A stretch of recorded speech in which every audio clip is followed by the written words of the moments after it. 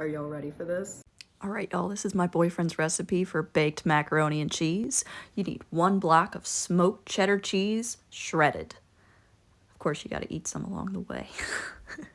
Then you have 1 block of Australian cheddar cheese, shredded. Boil you 1 box of jumbo pasta shells. Make sure they are jumbo. Add 2 sticks of butter and add you a tablespoon of minced garlic in a separate pan and melt that sucker down. Strain your pasta shells once you're finished, and then you're going to open those shells up to make sure we get maximum cheesy goodness. Then that cheese mountain, look at it, look at it. I caught him eating the cheese, y'all. Then you're going to add 1 can of diced tomatoes to your pasta shells. Then add your butter mixture over the top. Spoon that over. Look at that beautiful mix of butter and garlic.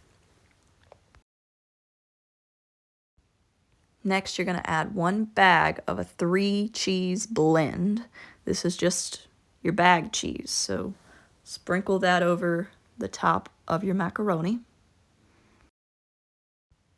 Add your cheese mountain to your pasta.